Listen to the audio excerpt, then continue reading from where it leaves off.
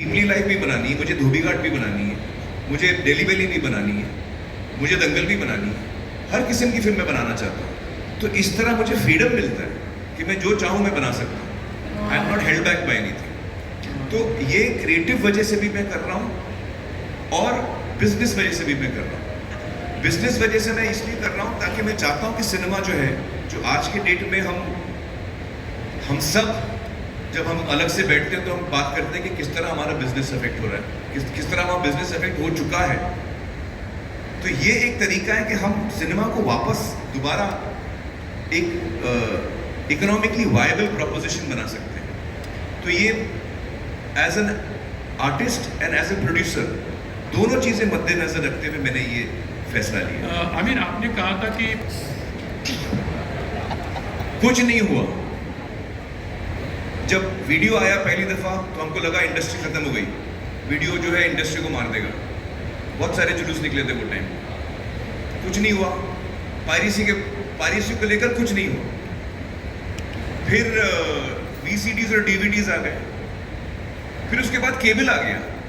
पूरा मोहल्ला एक साथ, मतलब फ्राइडे को फिल्म रिलीज हुई है, रात को 9 बजे पूरा मोहल्ला दिख रहा है देश भर में। आप लोगों को याद होगा ये सारी बातें।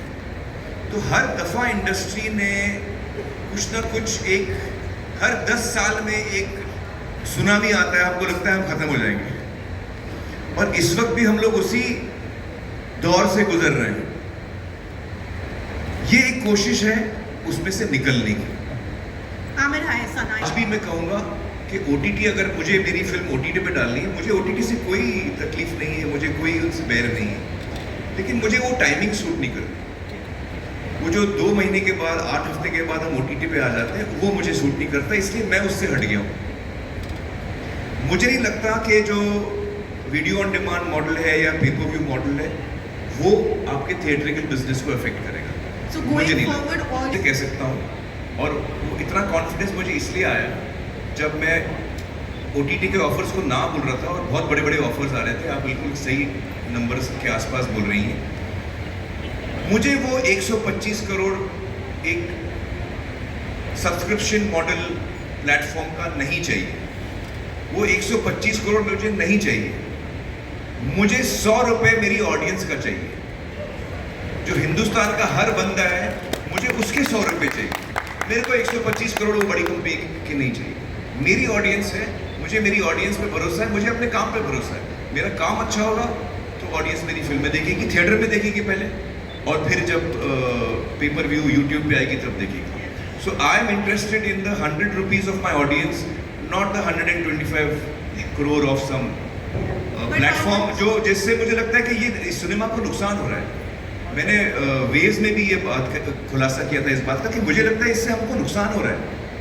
तो जिस चीज़ से इंडस्ट्री को नुकसान हो रहा है, अगर मेरे अकेले का फ़ायदा हो रहा है इस डील में, वो डील में मुझे नहीं आता कैसे करूँ मैं, क्योंकि लॉन्ग रन में ये इंडस्ट्री इफेक्ट होने वाली है। इसलिए मैंने उसको ना बोला। आज हम लोग इस मॉडल में कितना कमाएंगे मुझे नहीं पता, बिल्कुल नहीं पता। but Gunjan is किसी भी कंट्री में, किसी भी समाज में, वो between the age group of 12 and 22 या 12 एंड 24, ये एज ग्रुप की जो ऑडियंस होती है उसको हम कहते हैं थिएटर गोइंग ऑडियंस, जो रेगुलरली थिएटर्स जाते हैं। उसके बाद आप अपनी ज़िंदगी में मसरूफ़ हो जाते हैं, आप थिएटर जाना आपके लिए मुश्किल हो जाता है, आपकी जॉब लग जाती है, आपकी और जिम्मेदारियां बढ़ जाती हैं।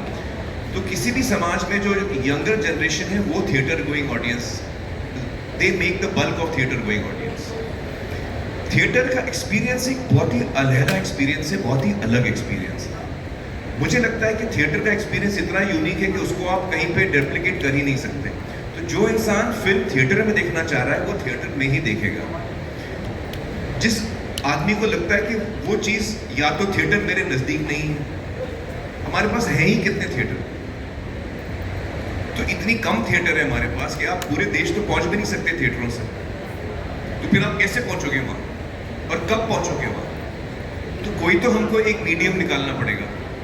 अच्छा, सब्सक्रिप्शन मॉडल में तो आप मोरलेस इन अ वे फ्री दे रहे हो। फ्री नहीं है, आप सब्सक्रिप्शन दे रहे हो, मैं मानता हूँ, लेकिन आपने उस फिल्म जो आप देखने जा रहे हैं उसकी पेमेंट नहीं की है, आपने सब्सक्रिप्शन का पेमेंट किया, और जो फिल्में आ रही है वो आप देख पा रहे हो।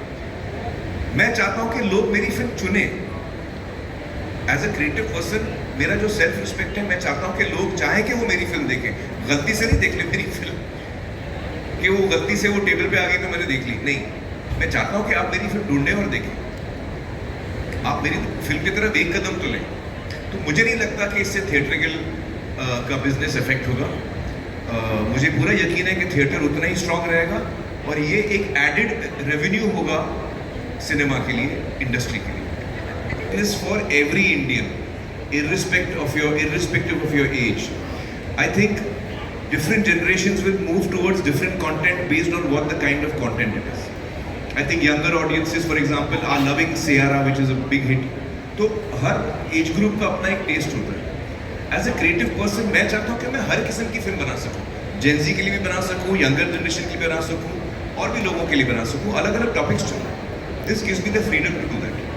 नहीं, मेरा सलमान से नहीं हुआ इसके बारे में डिस्कशन। वो यूट्यूब पे आए थे। हाँ, यूट्यूब पे नहीं आए थे ना वो। हाँ, अहम फ़र्क है मुझे लगता है। यूट्यूब का जो रीच है वो बहुत ज़्यादा है। चाहे इस फैसिलिटी का इस्तेमाल करना तो ज़रूर कर सकते हैं। छोटी सी मीटिंग की थी जिसमें 15-20 इंडस्ट्री के लोगों को मैंने बताया था 1-2 दिन पहले कि मैं ऐसा सोच रहा हूँ करने के लिए।